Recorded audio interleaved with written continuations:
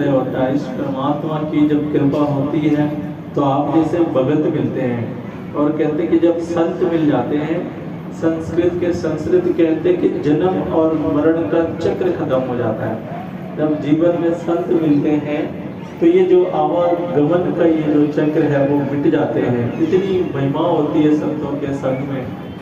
आप तो सभी भाग्यशाली बैठे हैं जिन्होंने इस अविनाशी परमात्मा को जान के फिर वास्तव में इसका शुक्राना कर रहे हैं। प्रभु संतों महापुरुषों ने पूछा, गीत के रूप में या विचारों के रूप में या कविताओं के रूप में, सबने भाव केवल यही रखे कि जो सुख को चाहे सदा तो शरण राम की लो। अगर जीवन में सुख चाहते हो, आनंद चाहते हो तो राम की शरण में आ जाओ। क्यों? क्योंकि परमात्मा ही सारे सुखों का स्रोत है। जो इस अविनाशी परमात्मा को जान जाता है, कह रहे कि फिर उसकी जीवन की अवस्था बदल जाती है। कभी कभी मन में भाव आता है कि मेरे जीवन में तो सारी खुशियां, धन है, दौलत है, पैसे हैं, सब कुछ है, शोहरत है, फिर क्या जरूरत है परमात्मा को जानने के लिए? क्यों ये महात्मा कह रहे कि ईश्वर अविनाशी परमात्मा को जान लो। संत महात्मा कहते हैं इसलिए आवश्यक है। आपने वो पढ़ा होगा गुरुदेव हरदेव में, बाबा हरदेव सिंह जी महाराज के पास तो भाई साहब गोविंद जी जलंधर वाले कुछ महापुरुषों को लेके गए, और वो जब महात्मा बाबा जी के पास पहुंचे तो कहने लगे, आपके ये महात्मा बार बार जहाँ भी मुझे मिलते हैं बस यही कहते हैं कि संगत चला करो और ईश्वर परमात्मा को जान लो। तो कहने लगे, बाबा जी क्या जरूरत है परमात्मा को जानने की? मेरे पास तो सारी सुख सुविधाएं मौजूद हैं पहले से, क्या जरूरत है परमात्मा को जानने के लिए? तो बाबा जी कहते, अच्छा जी सब कुछ है आपके पास, तो परमात्मा को पाने के लिए, परमात्मा को देने के लिए भी तो जानने की आवश्यकता है। कहते इसको देना भी पड़ता है। कहने लगे कि क्या ये सदा के लिए तुम्हारे पास रहेगा ये धन दौलत? अगर ये जाएगा तो फिर दुख नहीं होगा जीवन में। तो कह रहे उस अवस्था में भी बचने के लिए ब्रह्म ज्ञान की आवश्यकता होती है। कहने लगे कि इसका शुक्राना भी तो करना है। वो आगे उदाहरण देके समझाए कि कोई एक जो है कंपनी का मालिक जो है किसी व्यक्ति को एक दुकान खरीद के दे दे और अपनी कंपनी का माल उसके पूरे गोदाम में भरा हुआ, सारे एयर कंडीशन रहने के पूरी सुख सुविधाएं उसको दे दे, वो जो है मालिक जो कंपनी का है।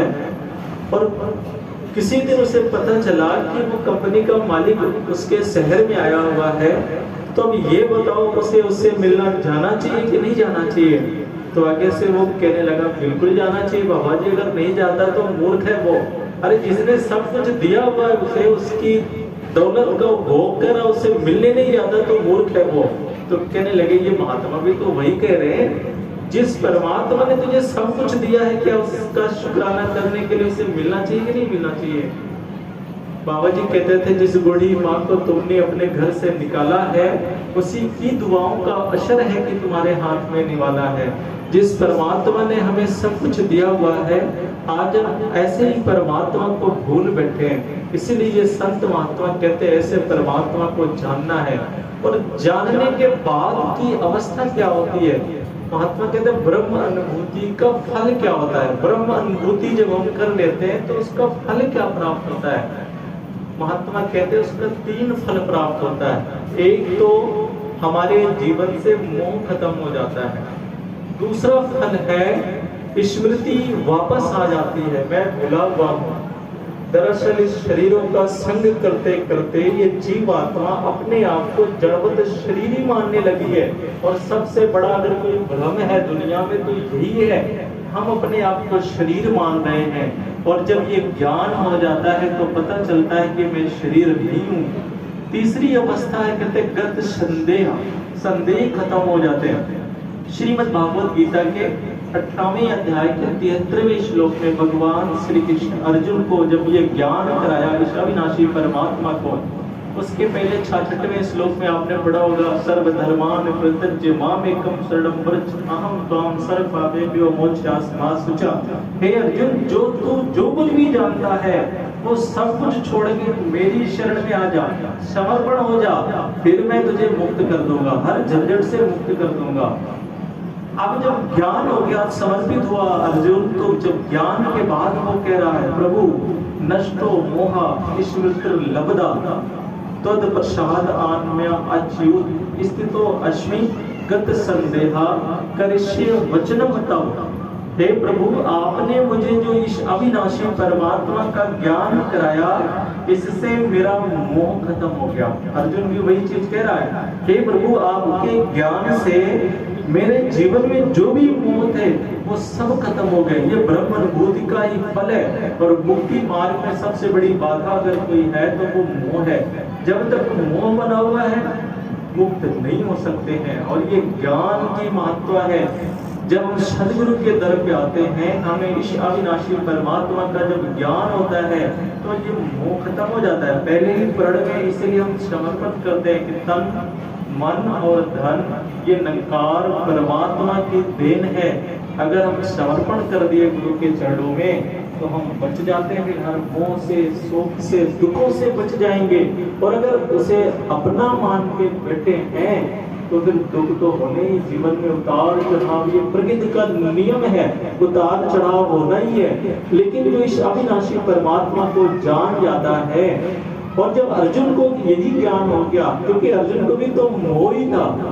जब युद्ध के क्षेत्र में भगवान श्री कृष्ण जी को आदेश दिया, अर्जुन रथ पे बैठ के साथी थे भगवान श्री कृष्ण जी, हे पांडव, मेरे रथ को युद्ध के बीच में ले चलो। अब जब बीच में पहुंचा, अर्जुन अपने परिवार वालों को देख के मोह में फंस गया। हे प्रभु, ये तो मेरे सारे अपने हैं, ताता है, कोई चाचा है, ताऊ है, गुरु है, भाई है, सब मेरे अपने हैं, इनसे मैं कैसे युद्ध करूं।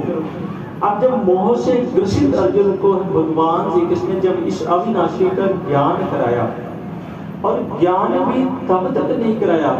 आप पढ़े श्रीमद् भागवत गीता में, ज्ञान अभी महात्मा कह रहे थे कि वो शर्त है। अभी महात्मा कह भी दे रहे थे रामचरित मानस के चौपाइयों में माता शबरी जी को, कि जब तक जिज्ञासु पर समय के सदगुरु के पास जाके जिज्ञासा नहीं प्रकट करता, तब तक इस अविनाशी परमात्मा का ज्ञान संभव नहीं है। जबकि अर्जुन के साथ भगवान श्री कृष्ण कब से थे, हम सभी जानते हैं, उनके दोस्त थे, सखा थे, संबंधी भी थे उनके, लेकिन ज्ञान नहीं हुआ। और कितने उपदेश दिए गीता के 1 से लेके 10 अध्याय तक ये उपदेश दिया। उसके पहले भी ये जो है उपदेश दिया 6वें अध्याय में कि यो माम पश्यते सर्वत्र सर्वचा मयि पश्यत्स्याम न पश्याम साचा नयम पश्यत। हे अर्जुन, जो मुझे सर्वत्र देखता है मैं उससे कभी अदृश्य नहीं होता हूँ, ना वो भगत मुझसे कभी अदृश्य होता है। जो मुझे सब में मुझे देखता है और मुझ में सब में को देखता है। अभी महात्मा और रामचरित मानस की 7वीं वो जो 9दा भक्ति करते ना, सतो सातम सब में और समझ में मुझे ही देखना है, जो ऐसा देखने लगता है, अगले मंत्र में कह रहे कि अर्जुन उसका मोह खत्म हो जाता है। जो सब में मुझको देखता है कि सब के अंदर मैं हूँ और सारे संसार में ही मैं हूँ, जब मुझे ही देखने लगता है तो कह रहे कि उसका मोह फिर खत्म हो जाता है। हम भी ज्ञान लेने के बाद भी कहीं ना कहीं इस बंधनों में बंधे होते हैं। आपको निरंकार परमात्मा का जो ज्ञान कराया गया है, आप जरा सोचिए, निरंकार परमात्मा के सदा सच्चर कहता है, हरिजन ऐसा चाहिए हरि ही जैसा होए। जैसा ये निरंकार परमात्मा है वैसा ही होना है। निरंकार परमात्मा कलरलेस, फॉर्मलेस, शेपलेस, कोई आकार नहीं है इसका। हम आज आकारों में फंसे हैं, ये ऐसा है, वो ऐसा है, ये ऐसा है, ये आकारों में तो है कहीं ना कहीं, और ये आकार लेस है। इससे लेस होना हमने भी, कलरलेस। ये काला है, ये गोरा है, ये छोटा है, ये बड़ा है, वो नीच है, वो अमीर है, वो गरीब है, और ये परमात्मा इससे लेस है, इससे बाहर है।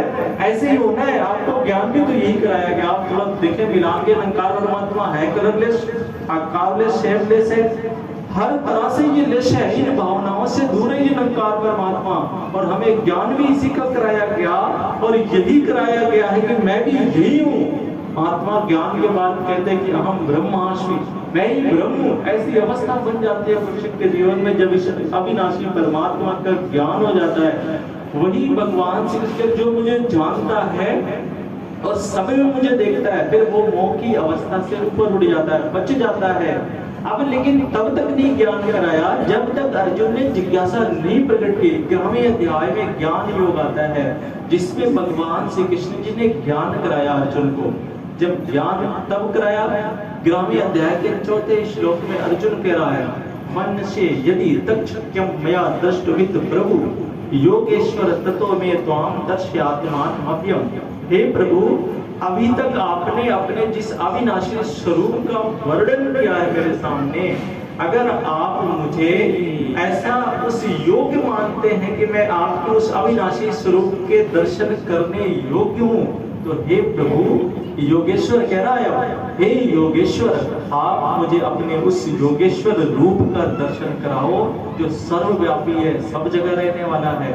अब ज्ञान कराया अर्जुन को ज्ञान करा रहे भगवान श्री कृष्ण। अर्जुन देख मेरा विराट स्वरूप कैसा है।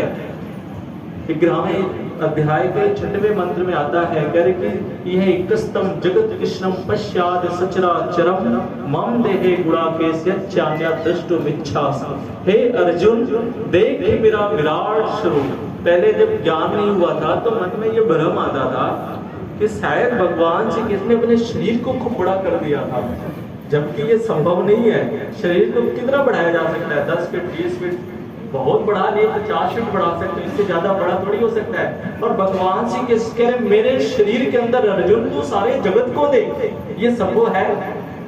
तो कुछ और दिखाया था भगवान श्री कृष्ण ने, इस अविनाशी शरीर का ज्ञान कराया जो आज आपको सद्गुरु के द्वारा हुआ है। यही ज्ञान जब अर्जुन को कराया तो अर्जुन कह रहे, हे प्रभु, हे अर्जुन, देख मेरे इस अविनाशी शरीर के अंदर तो सारा जगत देख, सचराचरम, चर और अचर जितनी भी चीजें हैं सब मेरे शरीर के अंदर है। आप देखें, सूरज, चांद, सितारे, धरती, अग्नि, जितने भी है ये 9 प्रकृतियां, जो कुछ भी है सब निरंकार के अंदर ही है। जब कुछ भी नहीं था तो भी ये निरंकार परमात्मा था और इसी से सब बने और फिर सब इसी में मिल जाएंगे। जब सब हट जाएगा क्योंकि सब मिटने वाले, फिर यही केवल बचेगा। पहले भी यही था, इसीलिए शास्त्रों में गुरबाणी में आता, आदि सच जुगादि सच है भी सच नानक होसे भी सच। पहले भी था, आज भी है और सदैव रहने वाला है ये निरंकार परमात्मा। इसीलिए इसी को सच कहते हैं। वेदों में कहते हैं सत्यम ज्ञान अनंतम ब्रह्म यो वेद नितम गुह्यायाम परमे व्यो।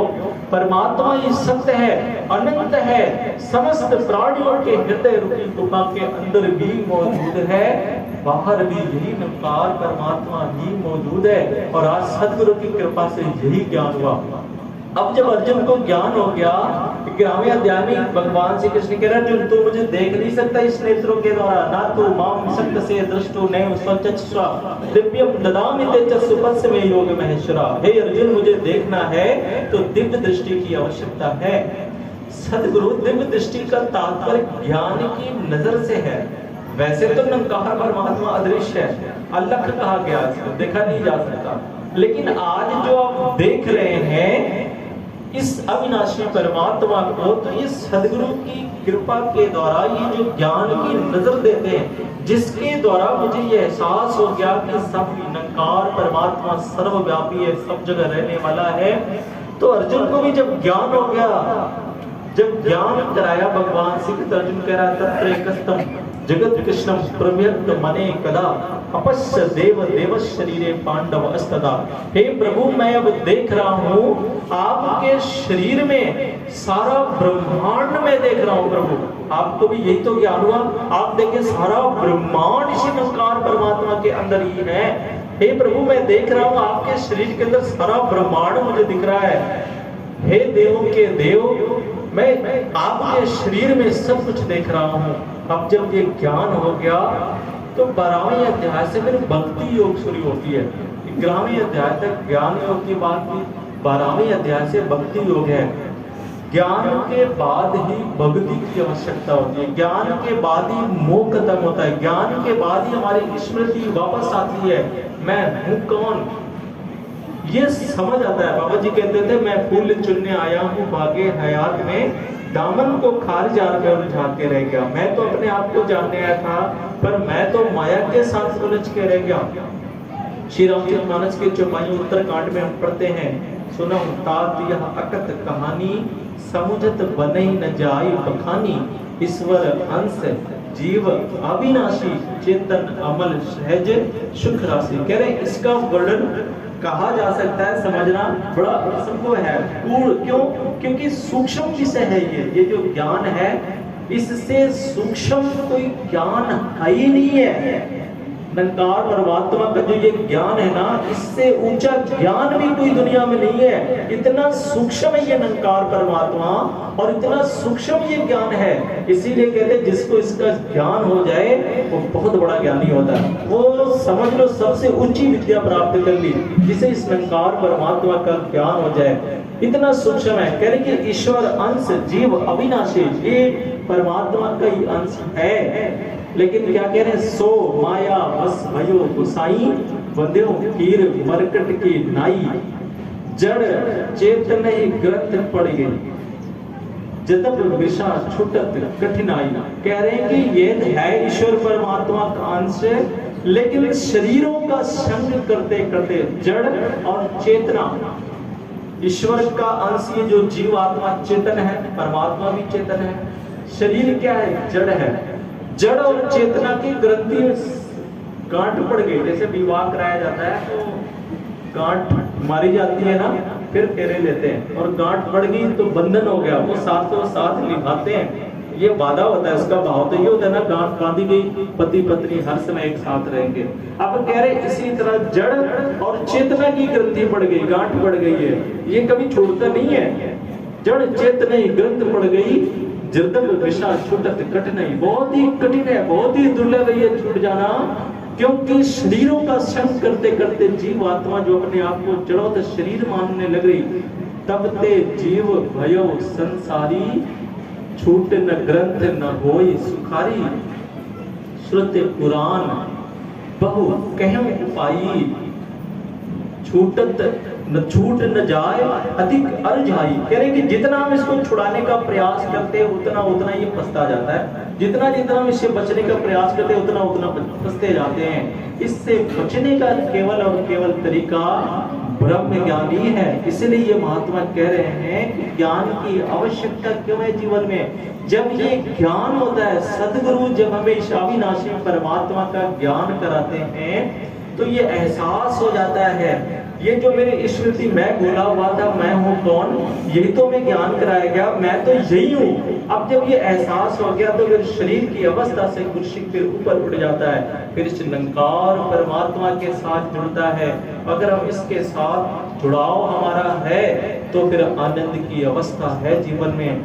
सदगुरु हमें ब्रह्म की दौलत देके, आप जैसे हम सत्संग में आते हैं, संतों का संग या गुरु ने शंकर परमात्मा का दर्शन कराया, लेकिन मैं वो बंदर की तरह जो कह रहे बंदो की मरकट की नहीं, जैसे बंदर स्वयं हाथ डाला है पिटकी में और वो चने को पकड़ के छोड़ना भी नहीं चाहता और बाहर भी आना चाहता है, दोनों है उसके पास। वो चाहता है चना भी मिले और मैं छूट भी जाऊं, कैसे संभव है? कह रहे एक चीज तो छोड़ना पड़ेगा, नहीं तो चना छोड़ के मुक्त हो जाए, या तो फिर बंदरों में बंदर है। ऐसी अवस्था होती है जीवन में। दास को बात आ रही, बहुत ही पुरातन पत्रिका में सन 1984 की पत्रिका में दास पढ़ रहा था कि आदरणीय शास्त्री जी थे, तो उनके यहाँ वो संत निवास कॉलोनी में भी रहते थे। तो कहते कि जो है कोई बाहर से महात्मा आए, बेकल जी थे, तो आपस में बातचीत होने लगी, तो ऐसे ही व्यवस्था की बात करने लगे, ऐसा ही है, ये ऐसा ठीक नहीं होता, वो ठीक नहीं होता। काफी देर बातें बहस जब होने लगी तो अंदर से शास्त्री जी आए, कहने लगे बेकल जी आप जब सो रहे थे ना, मैं आज सुबह जल्दी उठा और मुझे कुछ काम था, तो मुझे किसी महात्मा के पास जाना था, उन्हीं से कुछ काम था, मैं जल्दी उठ गया, आप लोग सो रहे थे तो मैंने डिस्टर्ब नहीं किया आपको। अब मैं जब उन महात्मा के घर पहुंचा तो देख रहा है दास की महात्मा सोफे पे बैठ के भीगे बादाम उनके टेबल पे रखे हैं और वो छील के बड़े मजे से खा रहे थे। तो दास पहुंचा, धन्यकार की और उनसे बात की, महाराज जी ये मेरा काम है। तो महात्मा ने मेरी बात सुनी और उसका उत्तर दे दिया, लेकिन मेरे मन में ये भाव आ रहा है, अगर मेरे घर ये महात्मा आते, मैं अगर बादाम खा रहा होता तो इस महात्मा को ऑफर जरूर करता, अरे महाराज जी आप भी बादाम तो खाइए, एक बार भी इन्होंने मुझसे नहीं पूछा कि महात्मा जी आप भी बादाम खा लो। बड़ा मन में भाव ऐसे आ रहा था, लेकिन फिर थोड़ी देर बाद मेरे मन के अंदर ये भाव आया, शास्त्री तू क्या वहां बादाम खाने गया था? अरे तो जिस काम से गया था महात्मा ने तेरी बात सुनी और उसका उत्तर दे दिया, तुम्हारा काम हो गया, फिर क्यों बादाम के चक्कर में पड़ा है? कहने का भाव ऐसी अवस्था हमारी भी है। हम ज्ञान लेने के लिए आए, सदगुरु ने हमें शंकर परमात्मा का ज्ञान करा दिया, हम मुक्त हो गए, हमें बादाम के चक्कर में पड़ा। ये महात्मा मुझे नहीं पूछ रहा, ये ऐसा कर रहा, वो ऐसा, इसने मुझे ये नहीं किया, मेरा स्वागत नहीं किया, मेरा सम्मान नहीं किया। इन चक्करों में उलझ के फंसे हुए हैं और सदगुरु इन्हीं सब बंधनों से हमें मुक्त किया हुआ है और ऐसी अवस्था को प्राप्त होना ही मुक्ति है। इसीलिए जो है महात्मा कहते हैं ये जो ज्ञान है वास्तव में ये सारे सुखों का स्रोत है, मगर जब हम इसके साथ जुड़े तो सही। पहले शंकर परमात्मा के साथ उपनिषदों में मंत्र आता है अश्विन शर्वाणि, कह रहे हैं शंकर परमात्मा को जानने के लिए जो शंकर परमात्मा को जान लेता है, कह रहे हैं कि मैवाद जानता, जो जान जाता है, तत्र को मोहा का शोक एकत्वम अनुपश्यत, जो इस निरंकार परमात्मा को जान के सब में निरंकार परमात्मा को, सब जगह निरंकार परमात्मा को देखता है, उसके जीवन में कैसा मोह, कैसा शोक, एकत्व तो स्थापित हो जाता, इस एक के साथ जुड़ जाता है। इसलिए मिशन का वो है, एक को जानो, एक को मानो, एक हो जाओ।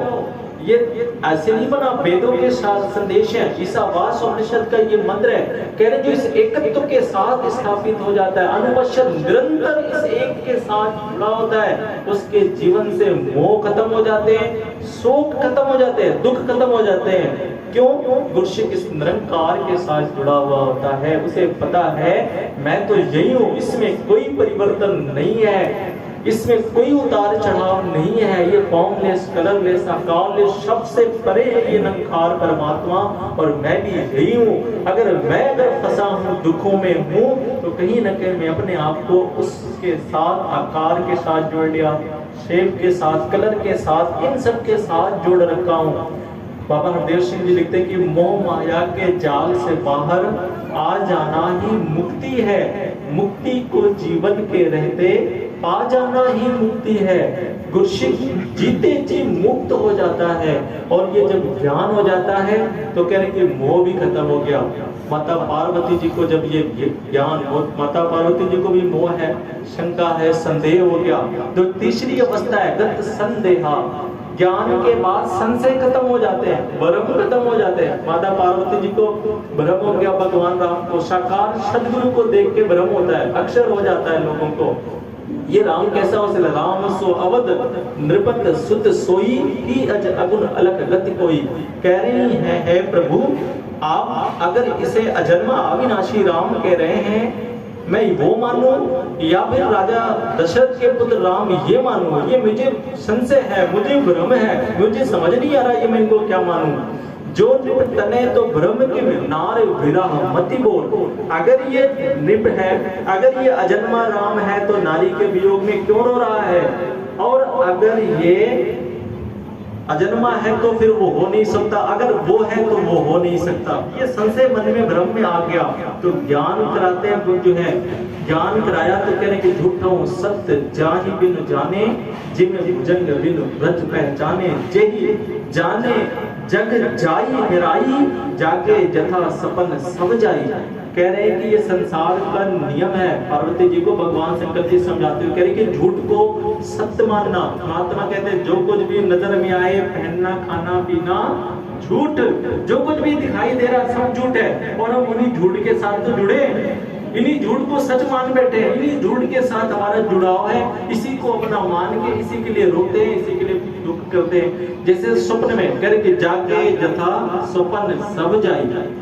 कह रहे कि जब जिसको जान लेने से जब ये ज्ञान हो जाता है तो कह रहे कि सारा जग खत्म हो जाता है, फिर मुझे जो जग दिख रहा है वो जग थोड़ी दिखेगा, फिर तो निरंकार ही है, सब इसी से बने हैं, सब में यही निरंकार परमात्मा है, फिर केवल निरंकार नजर आएगा, फिर संसार नजर नहीं आएगा मुर्शिद को, जिसे ये ज्ञान हो जाता है। जागे जथा सपन सब जई, जैसे स्वप्न में मैं डरता हूँ, आपने कभी देखा होगा स्वप्न में कोई भी जैसे बंदरिये में दौड़ा ले, हम भागने का प्रयास करते हैं, भाग रहे हैं, भाग ही नहीं पा रहे हैं, सांस ऊपर नीचे हो रही, ब्लड प्रेशर हाई हो गया। आप देखे होता है सपने में लोग ऐसा देखते हैं, कभी कभी बच्चे चौंक के उड़ जाते हैं, कह रहे कहीं पकड़ न ले। अब जैसे ही उसकी नींद टूटी तो देख रहा है कि मैं तो ठीक हूँ, ना कि मैं डर रहा था, स्वप्न की बात झूठी थी, मैं ठीक हूँ। ऐसे ही जब इस मूल का ज्ञान हो जाता है तो पता चल जाता है कि ये जो संसार है सब झूठ है और सच केवल ये निरंकार परमात्मा है। गुरसिक इनके साथ भले रहता है, इनके साथ रिश्ता निभाता है, लेकिन इन अवस्थाओं से ऊपर उठ के सहज अवस्था को प्राप्त होता है, और ऐसी सहज अवस्था को प्राप्त होना ही मुक्ति की अवस्था है। संतों सहज समाधि भली, साईते मिलन भयो जा दिनते, सुरत न अनंत चली। कह रहे कि जिस दिन से इसका ज्ञान हो जाता है फिर कुछ करने की आवश्यकता नहीं। मिला है मुझको सदगुरु पूरा, आना जाना खत्म हुआ, सहज अवस्था बन गई, मन की कष्ट उठाना खत्म हुआ, रूह रानी रघु राजा पाया, अश्रु बहाना खत्म हुआ।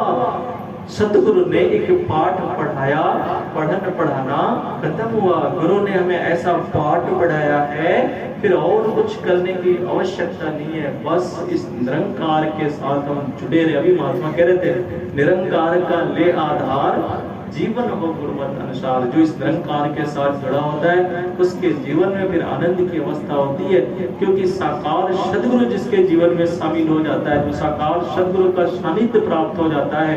दास अक्षर वो बात कहता भी है, हम सदगुरु को प्रति संदेह नहीं करना। गुरसिक के जीवन में ज्ञान के बाद मोह खत्म होता है, स्मृति वापस आती है, तीसरी अवस्था सारे प्रकार के संशय खत्म हो जाते हैं, भ्रम खत्म हो जाते हैं, ब्रह्म की प्राप्ति, ब्रह्म की समाप्ति, जीवन से सारे संशय भ्रम खत्म हो जाते हैं। फिर केवल एक के साथ जुड़ाव होता है और वो संशय खत्म हो जाए। हम साकार सदगुरु को भी साधारण ना समझे, वास्तव में इसका ज्ञान कराने के लिए निरंकार परमात्मा स्वयं साकार में प्रकट होता है। वो दास अक्षर कहता है कठोपनिषद मंडकोपनिषद में दोनों में ये मंत्र आया है, नाय महात्मा प्रवचने लभ्यो ना मेध्या ना बहुना श्रुतेन, यमे वैश विरते तेन लभ्या तस् ऐस आत्मा भी विरते तनुश्राम। कह रहे कि इस आत्मा परमात्मा का ज्ञान ना तो प्रवचनों के सुनने से होता है, ना तो कह रहे कि बुद्धि के द्वारा हो सकता है। अगर किसी को लगता है मैं बहुत ज्ञानी हूं, मैं तो सब कुछ जानता हूं, कहते हैं वो कुछ नहीं जानता। ज्ञान के बाद भी अगर ये अवस्था है, उपनिषदों में मंत्र आया है अंधम तमा विशद ये असंभूते उपासते ततो में यावा संभूत्यमृता। इसी तरह विद्या अविद्या माया का भी मंत्र आया है। कह रहे हैं कि एक तो वो है जिसे कुछ नहीं पता है, जिसे ज्ञान नहीं है और वो लगता है कि मैं सब कुछ जानता हूँ। दूसरी अवस्था ज्ञान के बाद भी अगर अभिमान आ गया जीवन में कि मैं तो ज्ञान हो गया, मैं सब कुछ जान गया, तो कह रहे वो भी कुछ नहीं जानता। गुरसिक ज्ञान के बाद भी अवस्था सहज ही होनी है कि इनकी कृपा से ये ज्ञान हुआ है, इसलिए सदगुरु का शुक्राना करना है कि निरंकार परमात्मा स्वयं साकार में प्रकट होके स्वयं ही अपना ज्ञान कराता है और जिसके ऊपर कृपा करता है उसी को ज्ञान भी कराता है। आप सभी भाग्यशाली हैं, कैसे साकार सदगुरु का सानिध्य प्राप्त हुआ है। बस हम सदगुरु के, अभी महात्मा कह रहे थे कि नाव में बैठ जाए, मल्लाह अगर बढ़िया है, खेवनहार है, तो फिर नौका तो पार होनी है, मगर बैठना हमारा काम है। नाव में बैठ जाए, खेवनहार ये सतगुरु है, सत की नाव खेवटिया सतगुरु भाव सागर कर आयो। सतगुरु के साथ कहते कि मुझे कुछ नहीं पता, मुझे क्या पता तेरी क्या बंदगी है, तेरा मुस्कुराना ही मेरी जिंदगी है। मैं सच्चे पातशाह तेरी मुस्कुराहट का कारण बन पाऊं। सतगुरु अगर कुछ है, महात्मा कहते भी हैं गुरु है राजी तो सब है राजी। अगर गुरु राजी हो गया तो सब राजी हैं, फिर तो पार होना ही है। बस गुरु को रिझा ले, गुरु जैसा चाहता है वैसा जीवन जीते चले जाएं, फिर हम वास्तव में हमारी जीवन की अवस्था, आनंद की अवस्था, वो मुक्त वाली अवस्था बन जाएगी। बस हम सतगुरु के सानिध्य। दास अक्षर कहता भी है कि अर्जुन जब जहाँ से बात शुरू की थी, आदेश दिया था कि माधव रथ ले चलो। अब जब ज्ञान हो गया तो फिर पूछ रहे भगवान श्री कृष्ण जी, अब बताओ अर्जुन, अब मैं रथ कहाँ ले चलूं? अब अर्जुन कह रहा है, करिष्ये वचनम तब हे प्रभु, अब तो आप जहाँ कहो मैं वहां चलूंगा, आप जैसा जैसा कहो बस मैं केवल वो करता जाऊंगा। और आप देखें अर्जुन की जीत हुई कि नहीं हुई? जो जो भी भगवान श्री कृष्ण ने कहा था, अर्जुन बस केवल वैसा करता गया और जीत गई। और जब जीत हो गई, दुर्योधन सब गया, बड़े बड़े गुरु कृपाचार्य बैठा रखा है, कहने लगे आपने कहा था ग्रह नक्षत्रों को देख के कि मेरी विजय होगी, फिर भी मैं हार कैसे गया? तो सबने फिर देखा, कह रहे अभी भी तेरी ही विजय निश्चित थी ग्रह नक्षत्रों के अनुसार, मगर कारण क्या है? उधर साकार सदगुरु खड़ा है, इसलिए अर्जुन की जीत हो गई। जो साकार सदगुरु के साथ होता है, जीवन की बाजी जीत जाता है। हम बहुत भाग्यशाली हैं, ऐसे साकार सदगुरु का सानिध्य प्राप्त हुआ है। यही अरदास, यही प्रार्थना सच्चे पातशाह, आपने ये पावन ज्ञान बख्शा है, आपने ही संभालना है कि हर पल हम तेरे एहसास में ही रहे, हर पल शुक्राने का भाव हो। शुक्र किए जा तू मालिक का, शुक्राना ही भक्ति है, सिकवे गिले को मन में अपने ना लाना ही भक्ति है। ये भाव बने हो और अभी तारी कृपा करे ऐसे ही हर पल इस निरंकार दुनिया के जहाँ सारी दुनियावी खुशियां हो, भक्ति से युक्त जीवन जीते जाए। यही अरदास, यही प्रार्थना है। प्यार से कहना